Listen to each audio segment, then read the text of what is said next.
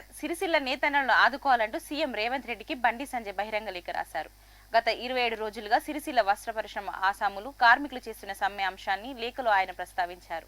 ప్రభుత్వం చెల్లించాల్సిన 270 కోట్ల బకాయిలు తక్షణమే విడుదల చేయాలని ఆయన డిమాండ్ చేశారు. వెంటనే ప్రభుత్వం జోక్యం చేసుకుని సిరిసిల్ల నేతన్నలు చేస్తున్న సమ్మెను విరమింపజేయాలని సూచన ఇచ్చారు.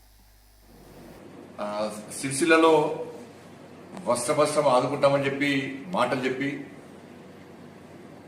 కేవలం బతుకమ్మ చీరలను మాత్రమే ఆర్డర్ తీసుకోవాలని చెప్పి బతుకమ్మ చీరలను మాత్రమే ఉత్పత్తి చేయాలని చెప్పి గత ప్రభుత్వము ఒత్తిడి తీసుకురావడం ద్వారా ప్రభుత్వం యొక్క మాటలు చెప్పిన ప్రభుత్వం దాదాపు 270 కోట్ల రూపాయల బకాయిలు ఉన్నప్పుడు కూడా ఇప్పటికీ చెల్లించకపోవడం వలన వాళ్ళ ఆసాములు నేతన్నలు తీవ్ర ఇబ్బందులకు గురవుతా ఉన్నారు.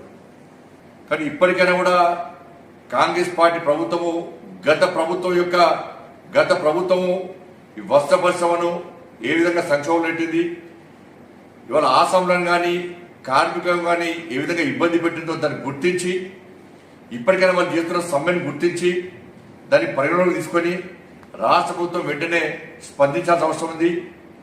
ఇవాళ వాళ్లకు దీన్ని పెంచడానికి ఒక పార్లమెంట్ సభ్యుడిగా నా వంతు కృషి చేస్తానని చెప్పి ఈ సందర్భంగా హామీ ఇస్తూ ఎటువంటి ప్రభుత్వం స్పందించాల్సిందిగా భారతీయ జనతా పార్టీ తరఫున మేము డిమాండ్ చేస్తా ఉన్నాం.